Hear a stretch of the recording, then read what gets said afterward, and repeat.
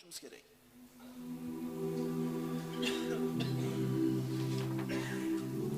Darsimizni bir muallimning hikoyasi bilan tugatamiz. Bir muallim hikoya qiladi. Qish kunlari edi.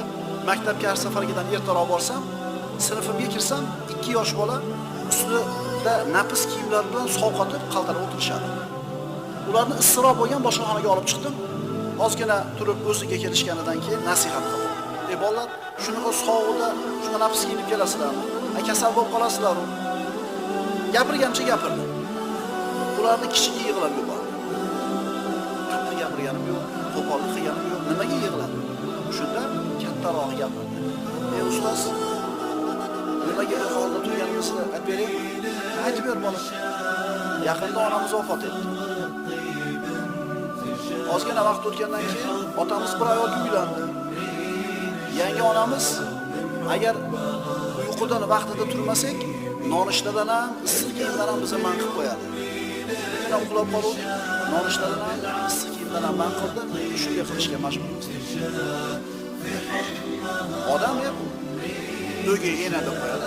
Endi hamma o'gay ona ham unaqa emas, lekin shunaqalari ko'proq.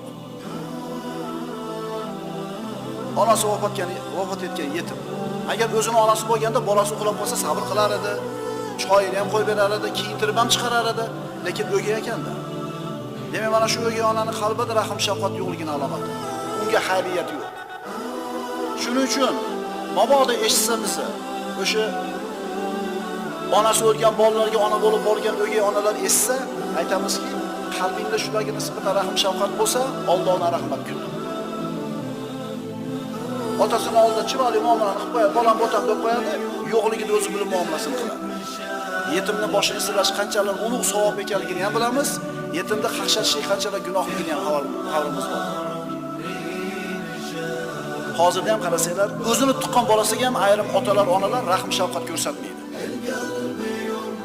O'zini ko'chada asabi tugaganligini, ko'chadagi bo'layotgan ishlardan qalbi ezilganligini, alamini kelib xotinidan oladi, o'zini tuqqan bolasidan oladi. Shunaqa so'kadiki, agar begona odam bo'lsa, yorilib o'lib qoladi. Yana bolasi fosiq, fojir bo'lmaydi bolasi. Namozxon bo'ladi, ibodatxon bo'ladi, ehtimol qori bo'ladi. Shunaqa so'kadi. Nima qilsang nima bo'laveradi?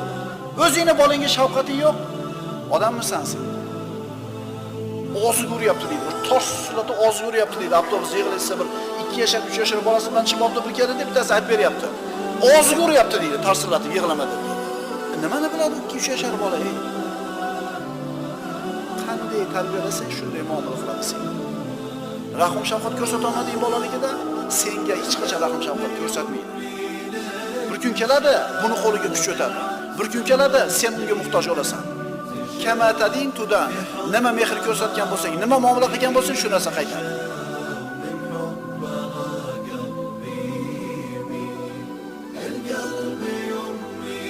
Abu Mas'ud al-Ansori Rasululloh o'shaydi.